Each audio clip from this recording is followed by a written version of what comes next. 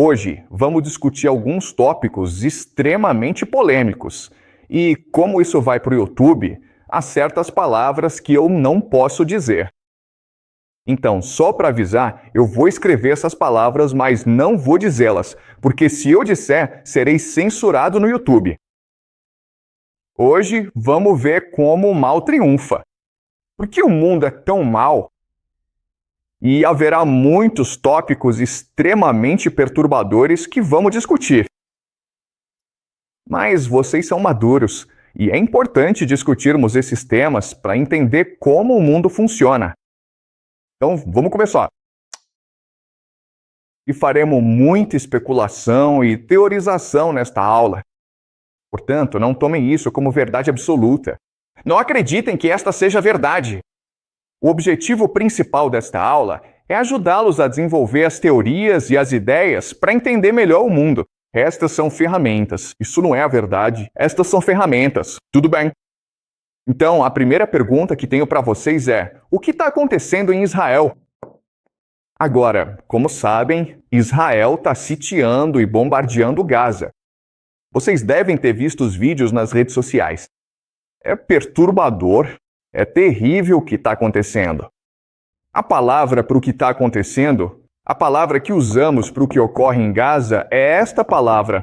Não é permitido dizer esta palavra no YouTube, mas essa é a intenção. O que eu vou argumentar, no entanto, é que a verdade é muito mais perturbadora do que isso. O que está realmente acontecendo em Gaza é um ritual.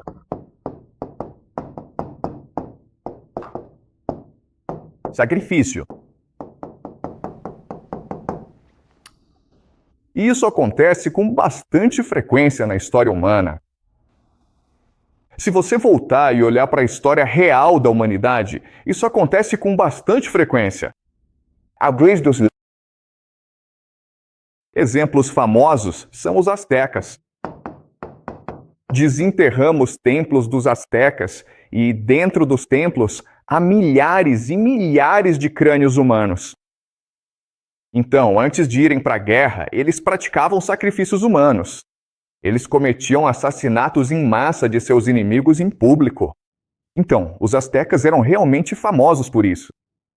Os fenícios, e especificamente os cartagineses, vamos discuti-los mais tarde neste semestre, mas os fenícios também eram famosos por um tipo particular de sacrifício, que é o sacrifício de crianças.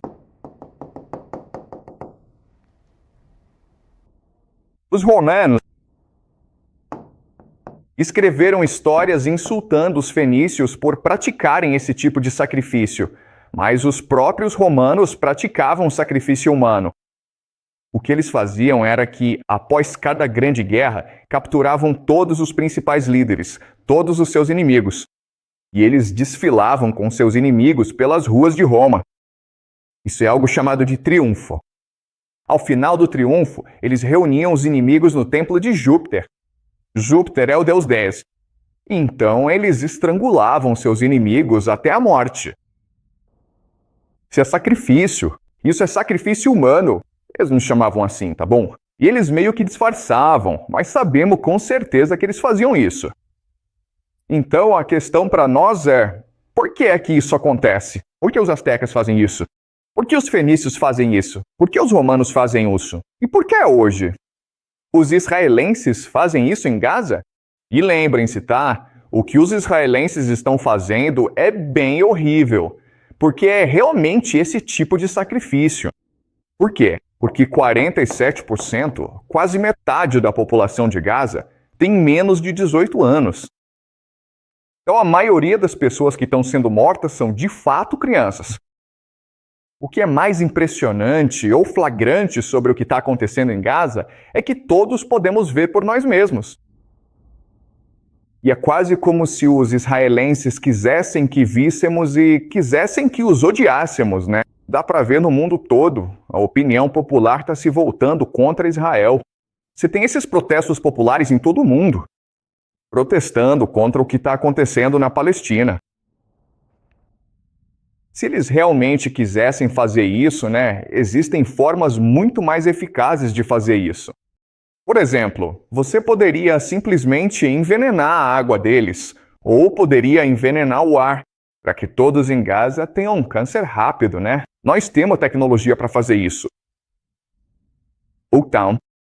Então Israel poderia fazer isso secretamente, e ninguém falaria sobre isso. E em 20 anos, 30 anos, a população de Gaza teria desaparecido.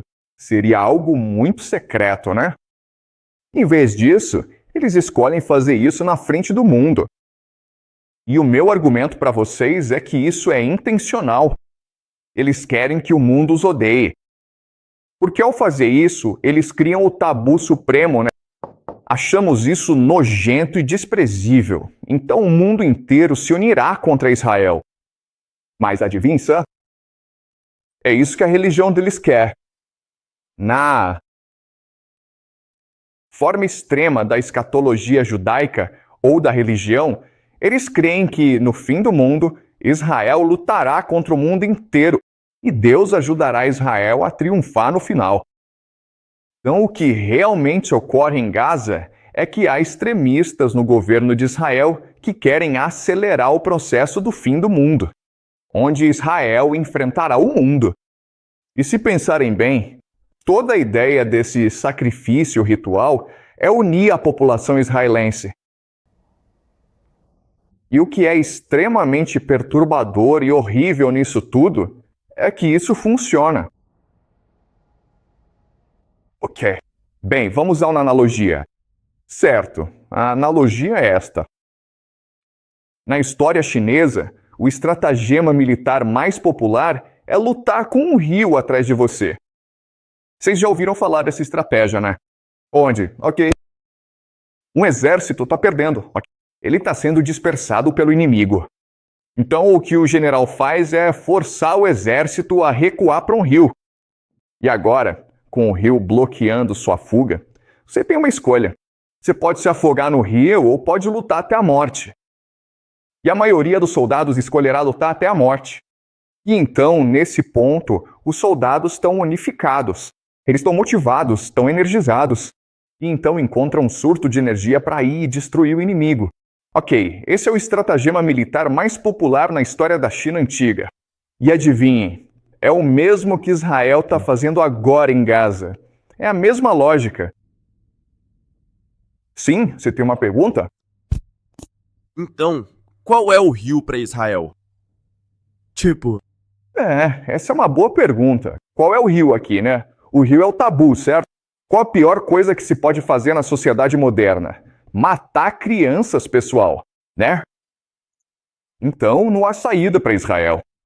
Ou você vai até o fim, ou o mundo vem e te destrói de qualquer jeito. E, de fato, o que é bem interessante é que, se você for online, verá israelenses pelo mundo causando problemas em todo lugar. Eles vão começar brigas. Eles gritam morte aos árabes em ônibus públicos no mundo ocidental. É intencional. Eles querem se unir dividindo o mundo, enfurecendo o mundo. Ok, isso faz sentido. Tudo bem? Então, isso tudo é muito perturbador e eu quero aos poucos desvendar e revelar como isso funciona. Certo. Então, para fazer isso, o que eu vou fazer é... eu vou usar um experimento mental. O experimento mental é este. Digamos apenas que existe uma ilha. Não sabemos onde a ilha fica, mas é uma ilha. E não há como escapar da ilha. E na ilha, o centro é uma colina, e é seguro. Mas em todo o resto, há esses macacos carnívoros vagando por toda parte. Certo, o problema é que nessa ilha, os recursos necessários para sobreviver, árvores, comida e rios, os macacos estão lá. Certo, há um lugar seguro no centro. Mas em todo o resto, se quiser recursos, você tem que lutar contra esses macacos. Eles são macacos carnívoros. Eles querem te matar, eles querem te comer. E há um número infinito deles. Agora, digamos que um dia, por qualquer motivo, certo? Não sabemos porquê, mas 100 homens com idades variando de 15 a 65 anos de idade, certo? Eles são misteriosamente transplantados para esta ilha, em um local seguro. Eles vêm de países diferentes. Eles não falam a mesma língua. Eles são de etnias diferentes. Todos são pessoas pobres em seus países. Eles não têm muita instrução. Então, eles estão lá e percebem rapidamente que a situação é totalmente desesperadora. Não há como escapar desta ilha. Esses macacos estão em toda parte e são guerreiros durão. E a situação parece sombria. Eles nem sequer falam a mesma língua. Eles não têm uma cultura comum. Então, a essa altura, você imaginaria que eles se sentiriam sem esperança e apenas se deitariam e morreriam. Mas, na realidade, o que acontece é o oposto. O que acontece é que, nessa situação desesperadora, eles encontram um impulso, um propósito, um espírito para lutar uns pelos outros. E o que vai acontecer muito rápido, certo? E isso é muito interessante, é que a primeira coisa que eles farão é desenvolver uma língua comum. Eles não falam a mesma língua. Alguns falam chinês, alguns falam inglês, alguns falam espanhol, alguns falam russo, não importa. Eles vão desenvolver muito rapidamente uma língua comum. Então, o que eles farão é, com essa língua comum, começarão a contar uns aos outros histórias de onde vieram. Então, essas histórias se tornarão um mito comum, um mito fundador de por que eles estão aqui. E eles passam a acreditar que Deus os escolheu para salvar o mundo. E é por isso que estão aqui. Então, o que eles farão é, com essa nova religião, começarão a desenvolver rituais para reforçar essa religião. Esses rituais incluem sexo, tá? Então, esses homens farão sexo. E o motivo é que isso cria intimidade e união entre eles. E haverá muitos rituais religiosos também. Outra coisa que eles farão é escolher um líder. São 100 deles. Eles precisam de um líder para organizá-los. Então, vamos imaginar que durante a eleição de liderança, todos se levantam para falar. Agora, o homem que tem 65 anos, ele é sábio. Ele tem experiência. Ele tem estratégias. Então, ele faz um discurso muito poderoso, inspirando a todos e dizendo às pessoas como elas podem sobreviver contra os macacos carnívoros. Certo? Então ele é muito inteligente. Então, de repente, aparece um homem que tem 15 anos, ou 16, ou 17, tá? Ele não é articulado. Ele não tem ideias. O que ele faz é o seguinte. Ele se coloca na frente de todos e é ousado e corajoso. E ele olha para todos sem dizer uma palavra. Ele mostra a mão para eles, tá? Ele mostra a mão para eles. Então, do bolso, ele tira uma faca, tá? E então ele corta a própria mão na frente de todos. E ele não chora. Ele apenas olha para todos como se nada tivesse acontecido. Deixe-me fazer esta pergunta. Quem todos escolhem para ser seu líder? A segunda pessoa, obviamente, certo? O homem que demonstrou sacrifício, comprometimento e devoção a todos os outros. O velho tem ideias e se tornará o conselheiro do líder, mas o líder é o homem que está mais disposto a morrer por todos os outros. E assim, nesta situação, o mais corajoso entre eles virá e surgirá como líder. E, como tal, o que acontecerá é que essas pessoas, esses homens, ficarão extremamente inspirados e devotados. Mesmo sendo fracos, aprenderão a ser fortes. Mesmo sendo pobres e sem instrução, aprenderão a ser sábios, espertos e estratégicos. Eles se transformarão radicalmente. E, por fim, o que acontecerá é a ideia de coesão. Coesão como irmãos, coesão como uma família. Eles se entenderão, mesmo sendo de culturas diferentes, mesmo tendo origens diferentes. Eles se entenderão melhor do que entendem seus próprios filhos e suas próprias esposas. E essa coesão levará a algo chamado sincronicidade. Sincronicidade. Sincronicidade é quando as pessoas agem em uníssono juntas. Certo? Então, um exemplo bem simples de sincronicidade é um time de esportes, né? Quando você assiste a um jogo de futebol, como esse time consegue trabalhar junto? Bem, por causa da sincronicidade, porque as mentes deles são parecidas. É o que chamamos de mente de colmeia. Isso permite algo chamado telepatia. Eles são capazes, literalmente, de pensar e agir como um só. Então, deixe-me dar um exemplo disso. Digamos que, como esses homens, eles estão dormindo, mas um deles sai para buscar lenha e é atacado por macacos. Não importa se ele gritar, porque ele está longe demais. Será que os companheiros dele saberiam que ele está em perigo? Eles saberiam, ok. E o exemplo aqui é, digamos que você seja mãe e tenha filhos, ok? E um deles vai para a França passar as férias. Mas aí, enquanto está na França, ele é atropelado por um carro e é hospitalizado. Você, como mãe, saberia que seu filho está em perigo? Você sentiria isso? Ele não te ligou, você não sabe disso, mas no seu coração você saberia? A resposta é sim, você saberia. Você sentiria que algo está errado. Você pegaria o telefone e tentaria ligar para o seu filho. Você não consegue falar com ele, você ligaria para a polícia. Você não sabe o que está havendo, mas algo no seu coração diz: preciso falar com meu filho. E é assim que a mente de colmeia funciona. É assim que a sincronicidade funciona. Vejamos outro exemplo. Digamos que um dia haja 10 de vocês e todos estejam pegando lenha. E de repente vocês são atacados por 100 macacos carnívoros. Há uma ponte que vocês criaram. É uma ponte de corda. 9 atravessam a ponte, tudo bem. Mas você é a última pessoa, ok? E todos os macacos estão prestes a cair em cima de você. E você sabe que se os macacos atravessarem, seus companheiros morrem. Então, o que você faz nessa situação?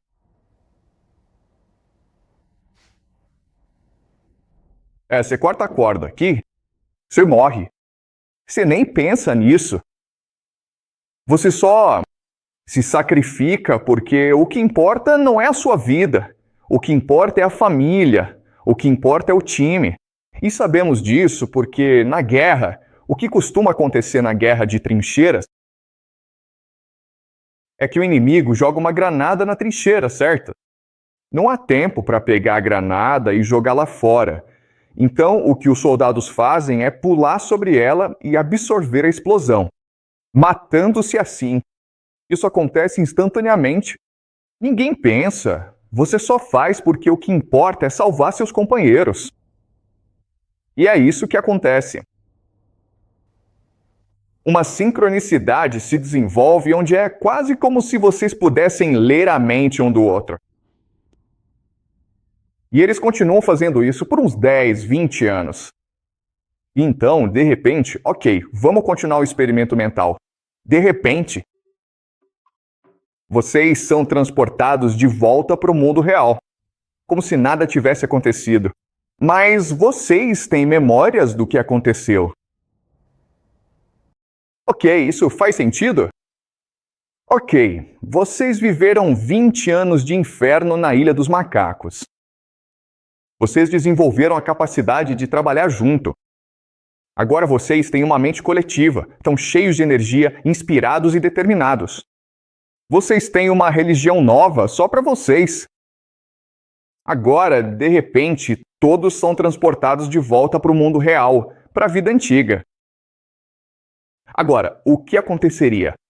Bem, o que aconteceria é que os 100 de vocês iam querer se reunir de novo, certo? E vocês compartilhariam sua experiência, seus rituais, sua religião com seus filhos e seus netos. E rapidamente, com o tempo, o que vai acontecer é que vocês vão conquistar o mundo. Vocês se tornarão a elite secreta. O mundo é de vocês. Pode haver presidentes, pode haver pessoas famosas, mas secretamente são vocês que estão no controle. Seus filhos, netos e bisnetos herdarão esse legado. E eles serão os que realmente controlam o poder no mundo. Isso faz sentido? Certo, sim, uma pergunta aqui. Tipo, se, quando, na hora, se essa pessoa realmente voltasse para a realidade, e se naquela época já tivesse um líder de elite? Que, tipo, Você é só um camponês, mas não um líder?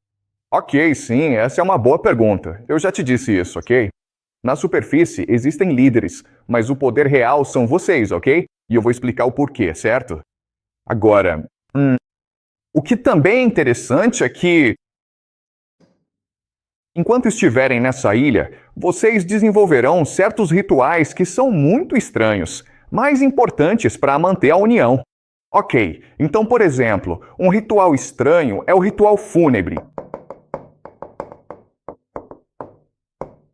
O ritual fúnebre. A ideia aqui é que quando alguém se sacrifica, vocês fazem um funeral enorme para celebrar essa pessoa. E isso pode envolver cortar essa pessoa em pedaços diferentes e comer essa pessoa. Ok, mas vocês desenvolveram rituais realmente estranhos. Ok, isso faz sentido? Então, eu vou responder a sua pergunta. Por que esses caras estão no comando e não os verdadeiros líderes da sociedade? Mas, primeiro, eu quero dar a vocês algumas analogias históricas sobre isso. Certo? Como vocês sabem que o que eu estou dizendo está correto? Bem, vamos olhar para certas analogias da história na história. Tudo bem, então, olha só, Esparta, vamos lá. Só para deixar claro, estamos falando de Esparta mesmo, certo? Esparta é uma das sociedades militares mais famosas da história mundial. Esparta é uma cidade-estado na Grécia Antiga. E vocês já devem ter ouvido falar de Esparta. Um filme sobre Esparta foi feito, chamado 300. Não tenho certeza se vocês viram o filme 300. Mas 300 é realmente sobre 300 soldados espartanos que estão lutando contra milhões. Não milhões, mas centenas de milhares de soldados persas. A Pérsia está invadindo a Grécia continental. Eles lutam em um lugar chamado Termópilas, a Batalha das Termópilas. E esta é a passagem para a Grécia continental. Os gregos têm que manter essa posição se quiserem impedir a invasão. Certo? 300 soldados espartanos, apoiados por milhares de outros soldados gregos, fazem uma última resistência. Nesta passagem, eles são sobrecarregados pela invasão persa e, em vez de fugir como a maioria das pessoas, os 300 soldados fazem uma resistência final. O líder deles é Leônidas, e ele lhes diz que lutaremos até a morte. Todos lutam até a morte e são todos massacrados. E os persas pegam a cabeça de Leônidas, cortam-na e a colocam em uma lança para avisar os gregos que somos implacáveis. Eventualmente, os gregos, inspirados pelo sacrifício de Leônidas, eles repelirão a invasão e destruirão os invasores. Então, como chegamos a essa cultura, certo? Bem, o sistema educacional dos espartanos é muito interessante. É realmente perturbador, na verdade. Então, meninos de 5 e 6 anos, eles são tirados de suas casas e colocados em uma escola, dirigida por meninos mais velhos. Certo, então os meninos mais velhos têm talvez uns 10, 11 anos. E o que acontece, como vocês podem imaginar, é que os meninos mais velhos dão uma surra nos meninos mais novos. Certo? Desde o primeiro dia, não há educação. Eles não estão aprendendo nada. Tudo o que está acontecendo é que os meninos mais velhos estão apenas dando uma surra nos meninos mais novos. Mas como isso está acontecendo, chamamos isso de trote, certo? E isso acontece muito, na verdade, entre fraternidades e times esportivos. Lá, quando eles estão levando uma surra, isso constrói solidariedade, constrói fraternidade. Então, esses meninos de 5 e 6 anos aprendem a se amar porque só ajudando uns aos outros eles podem sobreviver à brutalidade. Certo? Então o que acontece é que quando eles fazem 11, 12, 13 anos, quando atingem a puberdade, isso é muito interessante, eles passam a ter mentores, certo? Mentores de um soldado mais velho, um soldado espartano mais velho, que tem talvez 28, 29, 30 anos, mas ele tem família. Eles se tornam amantes. Eles fazem sexo um com o outro. E isso constrói a solidariedade do grupo. Certo. Então, na fase do trote, esses meninos aprendem a confiar uns nos outros. Eles aprendem a criar laços entre si. Durante a fase de mentoria, esses meninos aprendem a pensar como uma mente coletiva, sabe? Aprendem a ser parte de um grupo maior. Então, quando eles fazem 18 anos, eles se formam, entende? E para se formar, o que eles fazem é o seguinte: eles têm uma missão. Então, os espartanos têm escravos chamados ilotas. São apenas pessoas que eles conquistaram e que agora trabalham como escravos nos campos para eles, certo? São como servos. Então, há muitas regras que regem os ilotas. Uma regra importante é o toque de recolher. Então, se tiver escuro à noite, você não pode estar fora de casa. Se você estiver fora de casa à noite, você pode ser executado, entende? Então, como missão de formatura, esses jovens soldados se escondem nos campos à noite. Certo, eles se escondem nos campos e esperam o sol se pôr. Então agora está escuro. E eles procuram por ilotas voltando porque estão atrasados.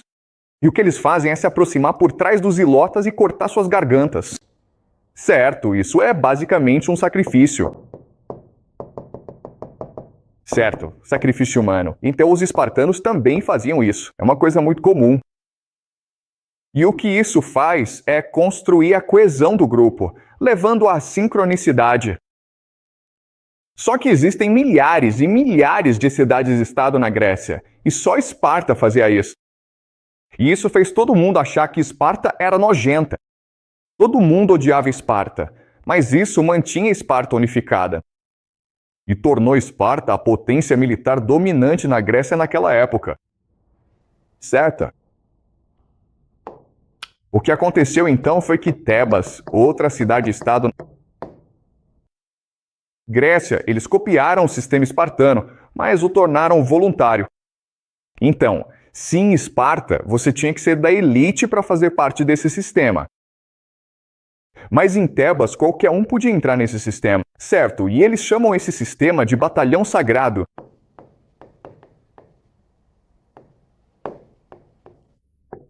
De 300 soldados. E eles eram, novamente, amantes, certo? Mas isso é muito importante que vocês entendam.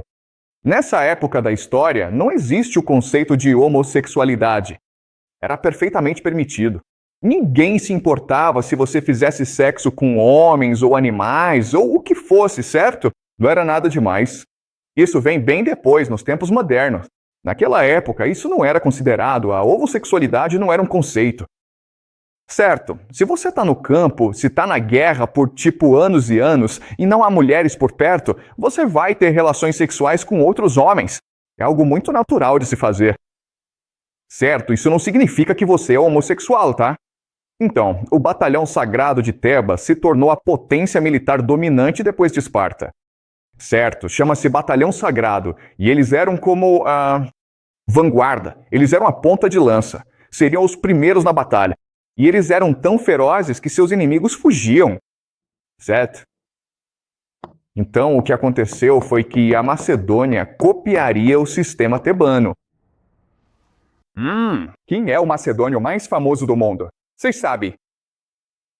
Qual macedônio é o mais famoso de toda a história humana? Vocês conhecem o nome, mas talvez não saibam que ele é macedônio. Alexandre o Grande, certo? O pai dele é Filipe II. Filipe II foi quem realmente construiu o maior exército do mundo, o exército macedônio. E foi Alexandre o Grande, seu filho, quem levaria esse exército para conquistar a Pérsia. Tudo bem, aprenderemos isso mais tarde. Mas Filipe II aprendeu. Aprendeu tudo isso com Tebas. E no início a Macedônia e Tebas eram aliadas, mas Filipe II era muito ambicioso. Então ele queria conquistar toda a Grécia continental. E em 338 antes da Era Comum, na Batalha de Queroneia, a Macedônia lutou contra o poder combinado de Tebas e Atenas. E a Macedônia destruiu Tebas e Atenas, entenderam? Porque a Macedônia basicamente copiou o sistema de Esparta e Tebas. Nesse ponto, a Macedônia deveria ter destruído todo o exército tebano e ateniense. Mas quando tudo estava perdido, o batalhão sagrado eles se posicionaram no meio do campo e eles bloquearam o avanço da carga macedônia para que todos pudessem fugir de volta para as cidades. Eles não temiam a morte, eles acolhiam a morte. Para eles, o que importava era a honra e o sacrifício. E é assim que se cria o maior exército do mundo. Certo? Isso faz sentido? Então, essas analogias históricas dão credibilidade ao nosso experimento mental. Certo. Agora vamos olhar para uma questão que é: ok, por que esse sistema funciona? Certo, então vamos fazer a teoria dos jogos. Teoria dos jogos. A teoria dos jogos é apenas o estudo de como vencer jogos, ok? É uma coisa bem geral. Então, vamos fazer um experimento mental e dizer que há cerca de 1 milhão de pessoas no mundo, ok? Há 1 milhão de pessoas no mundo e todas estão tentando vencer o jogo umas contra as outras. Mas apenas um pode vencer. Bem, de acordo com a teoria dos jogos, a melhor maneira de vencer um jogo é, alguém sabe? Trapaceando, certo? Trapaceando. Se você seguir as regras, nunca vencerá o jogo. Você tem que trapacear. Neste jogo, a melhor maneira de vencer é coordenando com outras pessoas, certo? Porque todos estão jogando sozinhos, então se você puder trabalhar com outros, isso lhe dá uma vantagem enorme sobre os demais, certo? O problema com isso é que no momento em que as pessoas começam a se coordenar, isso força uma corrida armamentista de coordenação. Então talvez esses dois se juntem. Esses 4 agora são forçados a trabalhar juntos, o que força esses 5 a trabalharem juntos. Certo. Então, se você for o primeiro a trabalhar junto, você acaba se ferrando no processo. Então, se você trapacear, tem que trapacear secretamente. Certo. Você tem que se coordenar sem que as pessoas saibam que vocês estão se coordenando juntos. Você tem que conspirar secretamente. Certo? E existem formas diferentes de colaborar secretamente. Certo? Então, vamos ver alguns exemplos. A família é um exemplo, de coordenação, sincronicidade. Outro exemplo é a religião. Se você tem um líder, certo? Se você tem uma raça ou etnia similar, e você tem um idioma similar. Então esses são exemplos de como fazer as pessoas se coordenarem juntas. O problema é que tudo isso é óbvio para as pessoas, o que as força a fazer a mesma coisa. Mas existe uma estratégia que você pode usar que permite se coordenar secretamente e derrotar todos os seus inimigos. E essa estratégia se chama transgressão.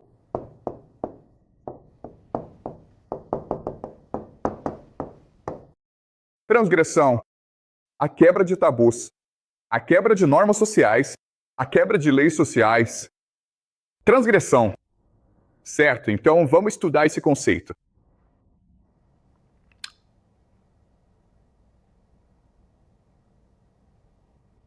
Tudo bem. Então a ideia é que a teoria diz que quanto mais você transgride, certo? Este é o nível de transgressão. Maior é a sua coesão, o que leva à sincronicidade. Essa é a teoria que eu quero propor a vocês, tudo bem? Então, transgressão, quero dizer, é uma ideia bem simples. Você está quebrando as regras, certo? Você está trapaceando. E por isso, todo mundo quer te colocar na prisão. O que significa que a única forma de sobreviver é mantendo o segredo dentro do seu grupo, né? O que força a coesão. Isso faz sentido? E vemos isso em todos os aspectos da sociedade, certo? Então a forma mais básica de transgressão é só fazer piada ou pegadinha, né? Então, por exemplo, vocês, 6 de vocês, decidem, quer saber? Vamos fazer uma brincadeira com a escola.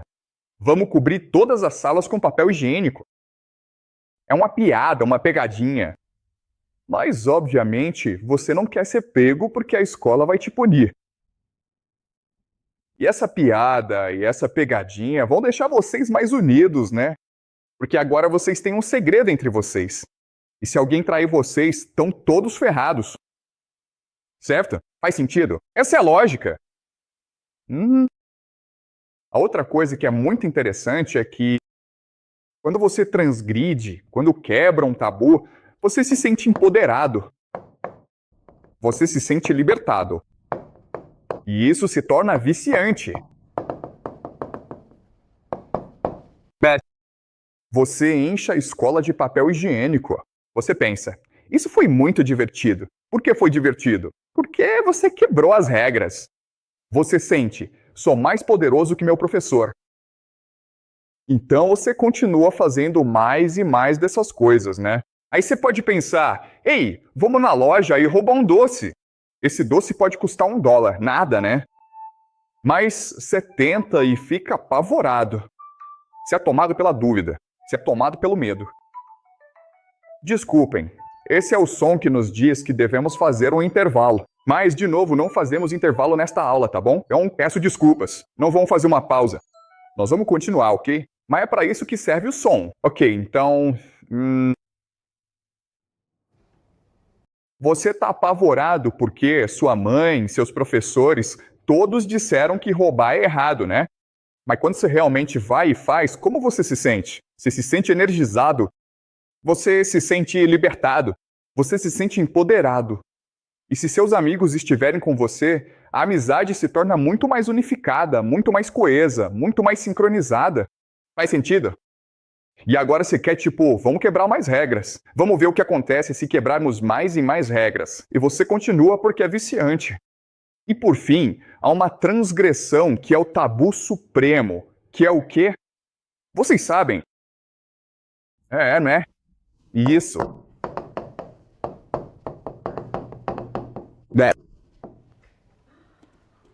Conseguem pensar em uma transgressão pior do que essa?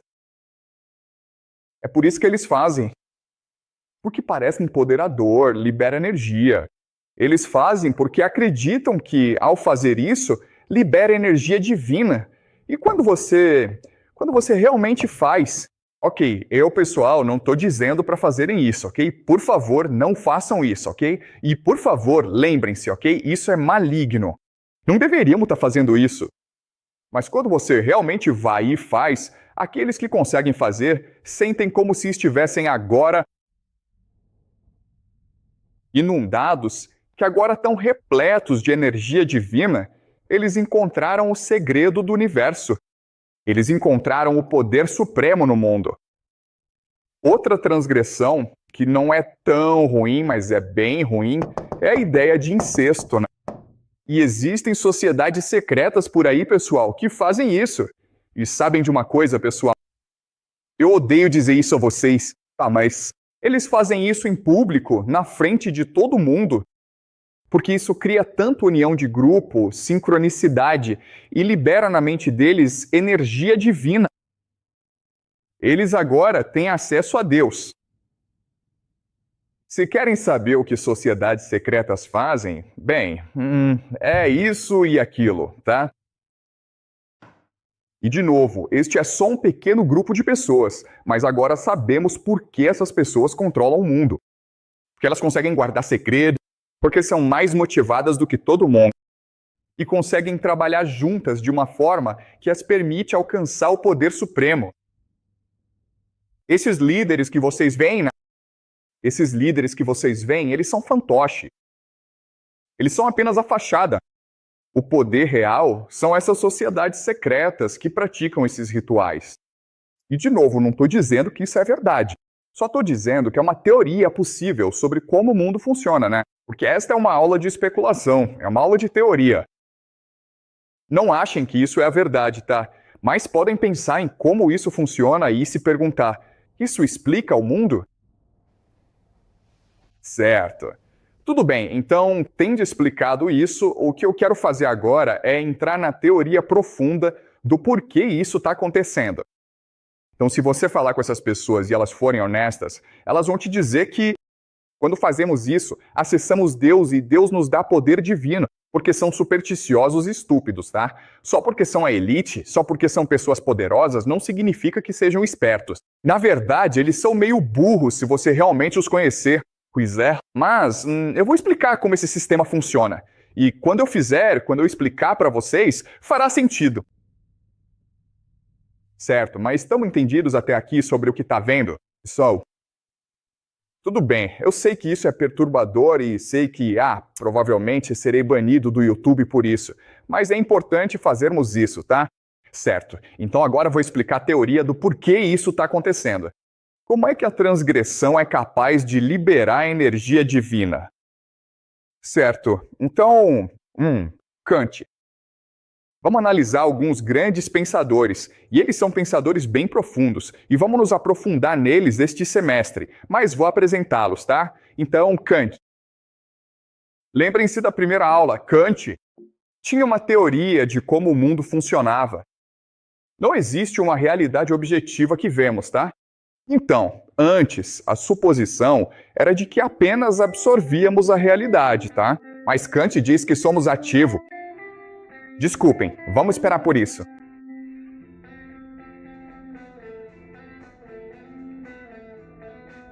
Então, Kant diz que éramos participantes ativos na realidade. Como? Bem, porque nossos cérebros são filtros. Nós adicionamos espaço e tempo à realidade. Espaço e tempo não existem fora de nós. Certo? Então a realidade objetiva é chamada de númenum. As coisas em si mesmas. Não se preocupem com esses nomes, mas esta é a realidade objetiva. O que acontece é que através dos nossos filtros interagimos com o númeno e isso cria algo chamado fenômeno. As coisas que nós vemos. O fenômeno. Certo? E esse é o mundo que conheceram. O número nós nunca, jamais poderemos conhecer. Essa é a teoria de Kant, certo? E isso foi confirmado pela neurociência. Então, este é basicamente o modelo de mundo mais preciso que temos. O problema, porém, é que a concepção de mundo de Kant cria 3 perguntas. Certo, a primeira pergunta é: o que é o número? Kant diz que nunca podemos conhecê-lo, mas ainda queremos conhecê-lo. Certo, essa é a primeira pergunta. A segunda pergunta, então, é: quem nos deu esses filtros? Certo, de onde vêm os nossos filtros? Como nossas mentes funcionam e quem criou nossas mentes em primeiro lugar? Essa é a segunda pergunta. A terceira pergunta é: se todos estamos vendo o mundo através de nossas próprias lentes, como sabemos que estamos vendo o mesmo mundo? Como nossas percepções do mundo se alinham? Certo? Então, Kant cria esses problemas. Hegel, que vem depois de Kant, Friedrich Hegel, a propósito, ele propõe uma solução para isso, para esses 3 problemas.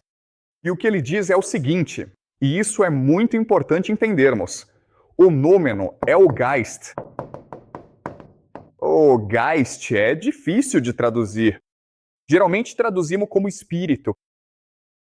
Certo, então o que Hegel está dizendo é que o mundo espiritual é o que cria o mundo material.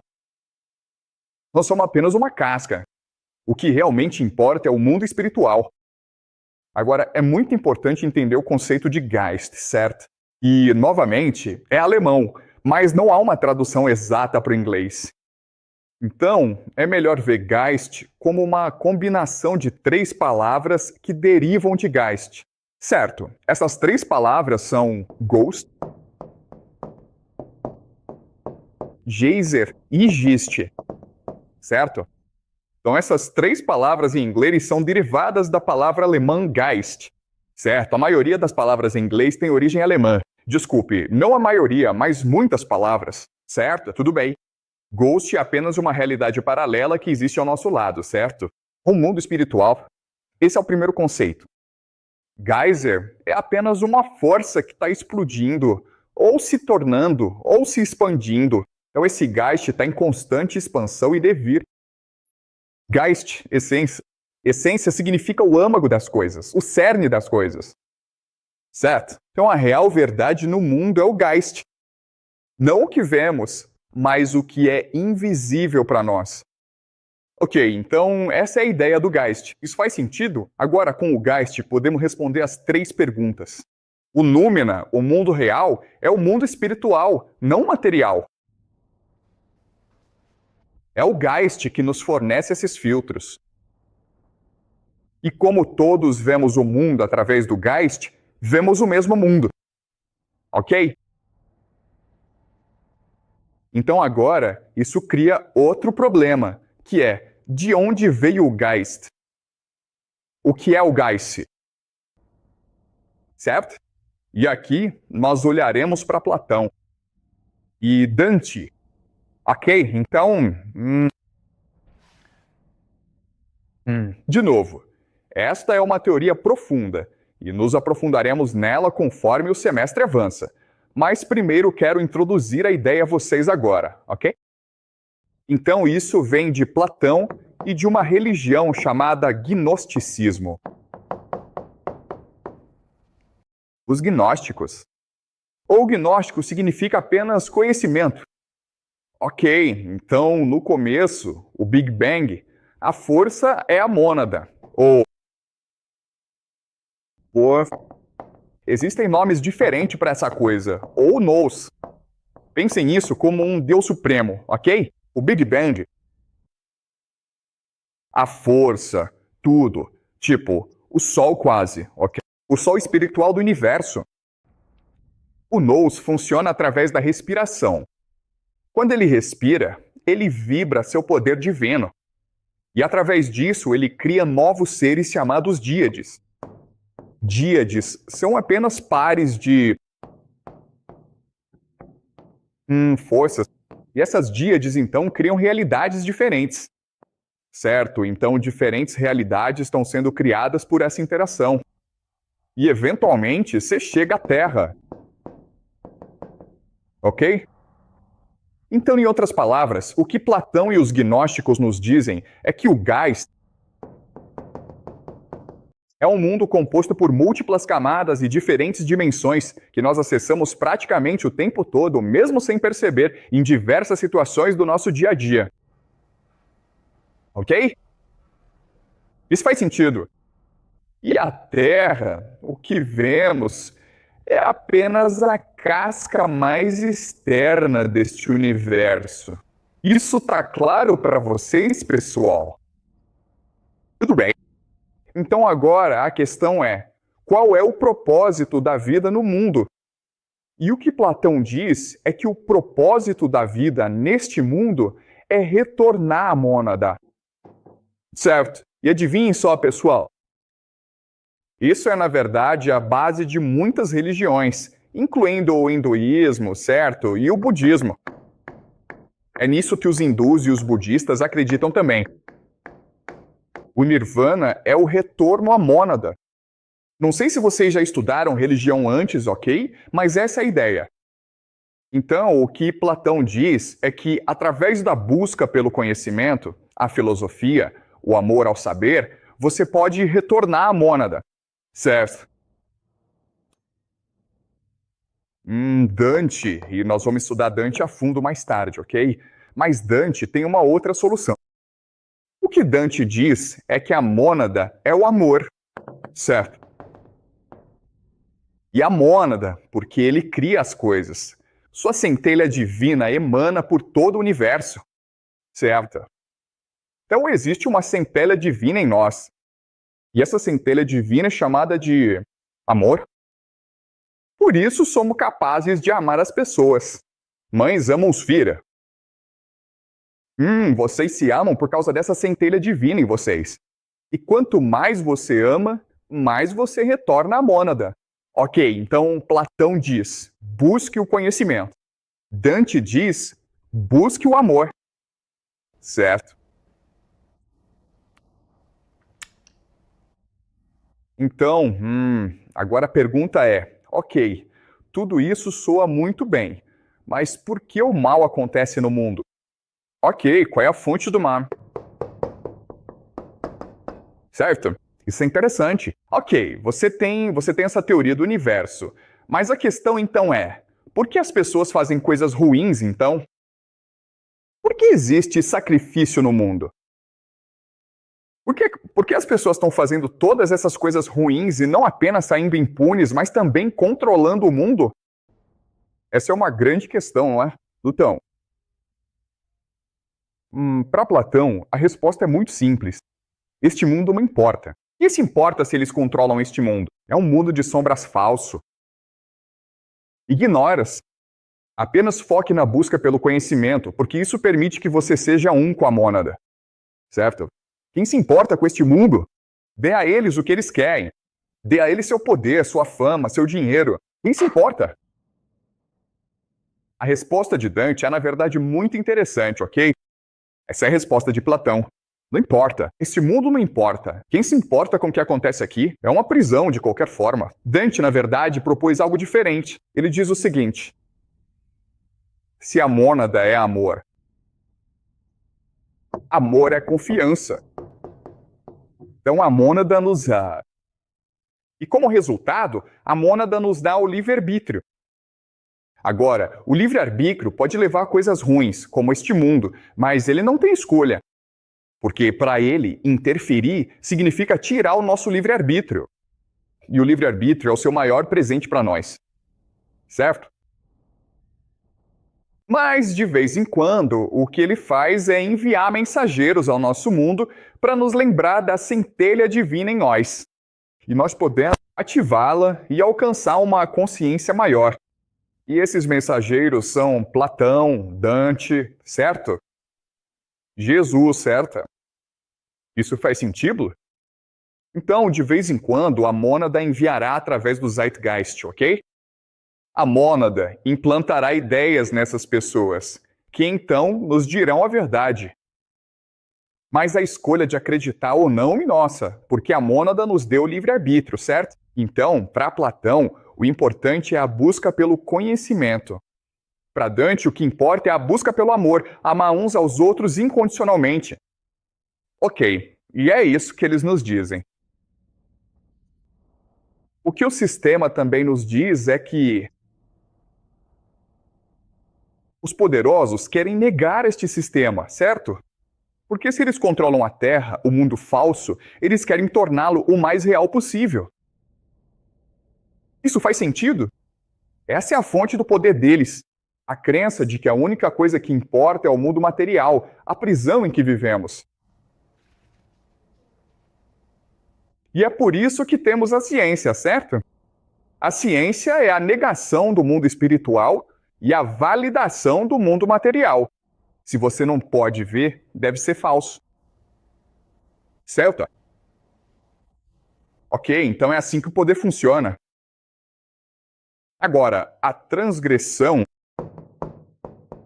funciona neste modelo, porque a transgressão permite que os poderosos se alinhem a uma certa parte deste universo, ok? Porque neste universo também existem forças malignas.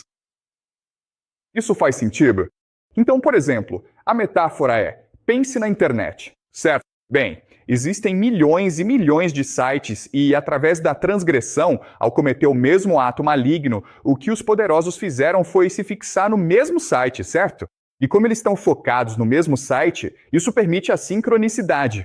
Isso permite que eles se comprometam, pensem igual e se comportem da mesma maneira. Certo? Tudo bem, então essa é a teoria geral. E, novamente, isso é tudo especulação. Não estou dizendo que isso é verdade. Mas estou dando uma estrutura de trabalho para entenderem melhor por que as coisas acontecem. Estamos apenas especulando. Estamos usando nossa imaginação aqui, certo? Eu sei que é muita coisa, mas Kant, Platão, Hegel, Dante, vamos nos aprofundar muito mais ao longo do semestre. Eu só apresentei essas ideias agora. Certo, perguntas, pessoal? Certo, você tinha uma pergunta da última aula, né? Aham, sim. Certo, então pode fazer a pergunta da última aula e eu respondo primeiro. Tudo bem, na última aula o senhor mencionou que quem controla a sociedade são os velhos aposentados, certo? Porque eles recebem rendimentos dos mais jovens e controlam a sociedade. E na nossa sociedade eu vejo sinais ou fenômenos de que o governo está meio que ajudando os velhos aposentados ao criar mais, digamos, entretenimento ou instalações que os beneficiam. Então, por que isso acontece? É possível que o governo também se beneficie das ações dos velhos aposentados? Ou será que, na verdade, os governos são controlados pelos velhos aposentados? Sim, quer dizer, discutimos isso na última aula, mas são os aposentados, os idosos que controlam a sociedade, a cultura, que controlam o governo, certo? Porque na China, desde o primeiro dia, se é ensinado a respeitar os mais velhos, certo? Você aprende que os idosos valem a pena ser imitados, que vale a pena aprender com eles, que eles são o que há de mais precioso em nossa sociedade. Então faz sentido que o governo crie políticas para beneficiar ao máximo os idosos. Certo. Essa é a estrutura da sociedade chinesa, o respeito pelos idosos. Obrigado. Mais alguma pergunta, pessoal? Sim, a Amber tem uma pergunta. Então, eu estava pensando sobre o modelo e acho que A mônada. este modelo que temos no quadro. Então, como o senhor disse, a existência do mal é, se não se importar em se repetir. Ah, sim. Então, o que é o mal? É. Certo. Do sistema? Aham. Certo. Então, neste sistema, o que é o mal é a negação do sistema. Certo. Então, porque a mônada é a verdade, é o amor, certo? Então, quanto mais você se aproxima da mônada, isso é o que é bom. Quanto mais você se afasta da mônada, isso é o que é o mal, certo? Então, no finalzinho deste modelo está a Terra. Então, quanto mais você abraça o mundo material, mais você nega o mundo espiritual. E é isso que é o mal nesse modelo. Então, para Platão, o que é bom é a busca pelo conhecimento. E o que é mal é a busca, a negação do conhecimento. O que inclui, a propósito, a arte, certo? Filmes. Porque os filmes são apenas uma sombra do mundo das sombras. O mundo em que vivemos é falso. E os filmes, tudo o que fazem é retratar esse mundo falso. Então, isso piora as coisas, ok? E Dante, o que quer que permita mais amor é bom. O que permite menos amor é ruim. Ok. Então, só para complementar, e se, como mencionamos antes, o sacrifício pudesse ser considerado uma forma de unir as pessoas? Ele cria coesão. Sim. Com coesão. Isso libera energia divina porque você está acessando uma parte deste modelo. Ok. Sei, isso faz sentido, Sim.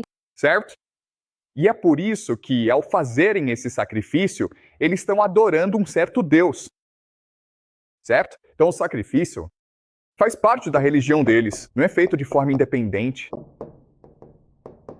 Eles têm uma estrutura religiosa para o sacrifício, e é por isso que o fazem. Eles não fazem o sacrifício pelo simples propósito de sacrificar. Eles fazem o sacrifício como uma consumação de sua religião, porque é isso que a religião deles exige deles. E como eles adoram um Deus, eles estão sacrificando essas pessoas para enviá-las a esse Deus. Então eles estão acessando uma parte deste modelo, que é uma parte inferior, ok? E existem seres malignos neste modelo também, certo? Mas eles vão mais fundo. Tô tentando. Então, sendo maus, tipo, fazendo coisas ruins, nós, desde que cria amor na teoria de Dante, isso nos aproxima mais da... Da mônada, sim? Mas o mal que percebemos agora é construído pela nossa sociedade atual. Então,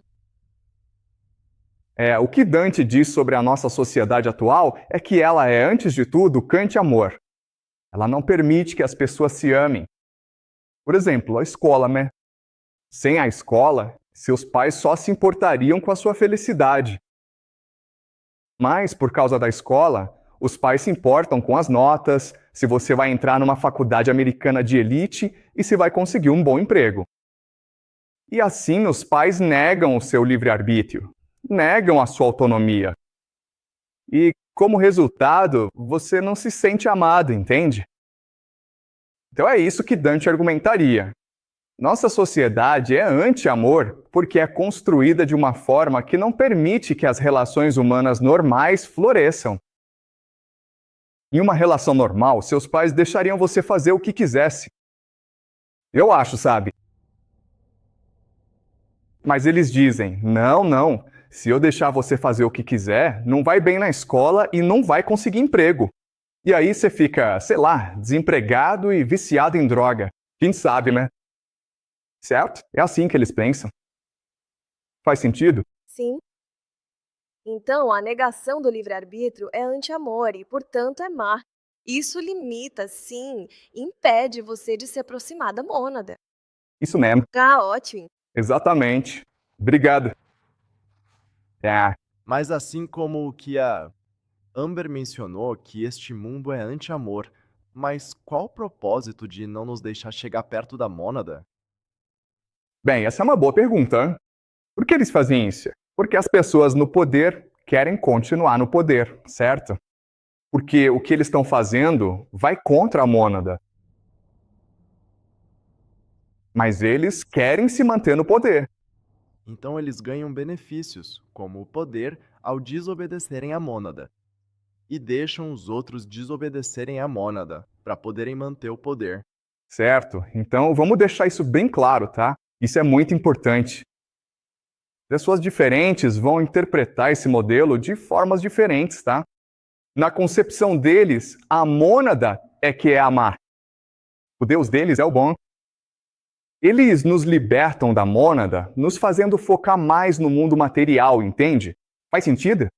Mas a realidade é que eles conseguiram o poder porque tinham uma religião que promovia a transgressão, o que permitia que se coordenassem bem. E agora que eles têm esse poder, eles precisam racionalizar por que têm esse poder e precisam desenvolver sistemas para manter esse poder. É por isso que temos o mundo em que vivemos hoje. Isso faz sentido? Certo, isso faz sentido?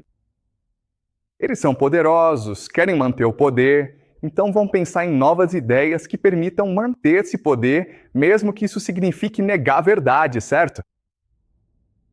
E de novo, pessoal, isso é uma teoria. Ninguém sabe se isso é verdade ou não. A você. Certo. Mas tipo o que você acabou de mencionar, que a mônada tem dois significados para o... Não. A mônada não tem dois significados. Ela tem um. Tem nomes diferentes, mas um só significado. Certo, isso é muito importante que você entenda. Existem nomes diferentes para isso, mas é o Sol, certo? O Sol divino, a fonte de toda a vida. Então Platão define mônada como conhecimento, e Dante define mônada como amor. Não. Escute, certo, você tem que entender isso direito, ok? Isso é tudo, certo, amor? Conhecimento, tudo. A questão que Platão e Dante estão debatendo é como você retorna à mônada. Certo, então, para Platão, é a busca pelo conhecimento que permite que você se aproxime da mônada. Para Dante, é a busca pelo amor. Certo, mas este é o um e o todo, o infinito e o eterno. O que Platão diria é que isso é o perfeito. Isso é o imutável, nunca vai mudar. E é o eterno, sempre esteve lá e sempre estará lá. Certo? É muito parecido com o budismo, eu acho. É exatamente o budismo. Budismo. Eles veem o mesmo, lado espiritual Senhor? do mundo e, tipo, o fim supremo das coisas. É mais como um conceito abstrato. Não é algo físico que possamos interpretar como uma coisa ou outra. Sim, isso é exatamente o budismo e o hinduísmo, certo? Então isso é muito interessante como diferentes tradições religiosas, atuando em diferentes localidades, têm a mesma concepção do mundo, do universo. E podemos dar a outra pessoa a oportunidade de falar, por favor? Certo. Alguém mais pode fazer uma pergunta? Tipo, eu sei que você está entusiasmado, mas às vezes você quer dar um passo atrás e absorver a ideia. Certo? Então você fez muitas perguntas, mas vá para casa, pense mais sobre isso. Certo? Isso faz sentido? Certo. Mas alguém quer fazer perguntas? Certo. Mais uma pergunta, certo? Mais uma pergunta. Então, tipo, só para confirmar que Certo. Platão e Dante apenas, tipo, nos dão o caminho para abordar a mônada, certo? Certo. Pode fazer a pergunta de novo? É um... Tipo, eu quero confirmar que Platão ou Dante, Porque Platão disse que era para aprender o conhecimento, e Dante disse para buscar o amor. Então eles dão o caminho para nos deixar aproximar da mônada, certo? Então a mônada, na concepção de tudo, é a mesma coisa, ok? É a fonte de tudo. Platão e Dante estão propondo caminhos diferentes para se aproximar da mônada, certo? Para Platão, é como passar a vida inteira aprendendo matemática, especificamente geometria, porque ele acha que a geometria é realmente a linguagem do universo, a linguagem secreta do universo. Dante diz: isso é difícil demais, pessoal. Isso não é intuitivo. Tipo, para Platão, Platão é um elitista, certo? Platão é tipo, só se você vier para minha escola e aprender geometria, geometria sagrada, você acessará o céu. Dante é tipo, isso não faz sentido. A mônada não criaria um sistema no qual apenas a elite, os escolhidos, pudessem acessá-lo. A mônada, se ele realmente ama a todos, dará a todos a capacidade de alcançá-lo. E essa capacidade que é acessível a todos é o amor, certo? Não importa quem você seja, todos podem amar. Mas, honestamente, não há tantas pessoas no mundo que saibam fazer cálculo. Certo? Platão diz que você tem que calcular. Platão é assim. Dante fala, isso é ridículo, a coisa mais ridícula do mundo. Ok? Isso faz sentido agora? Ok. Mais alguma pergunta, pessoal?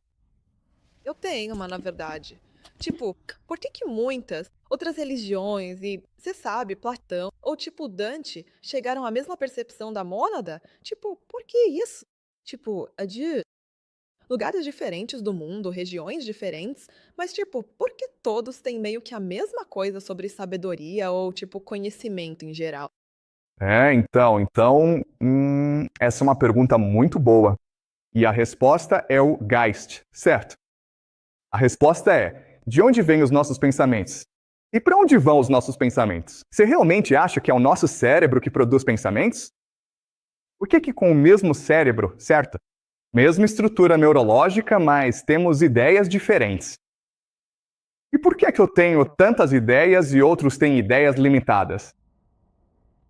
Bem, tipo, biologicamente, não podemos explicar isso. Bom que explicamos isso. Se você estuda neurociência, uma coisa que nunca perguntarão é de onde vêm nossos pensamentos? Isso é estranho, porque deveria ser a pergunta mais básica, certo? Essa é a primeira pergunta que se faz, mas eles nunca perguntam isso. Por quê? Porque eles não podem responder. E a resposta, a possibilidade é: o Geist existe. E as nossas ideias vêm do Geist. E quando pensamos em ideias, elas voltam para o Geist, certo? É um fantasma. Tá conosco e não tá conosco.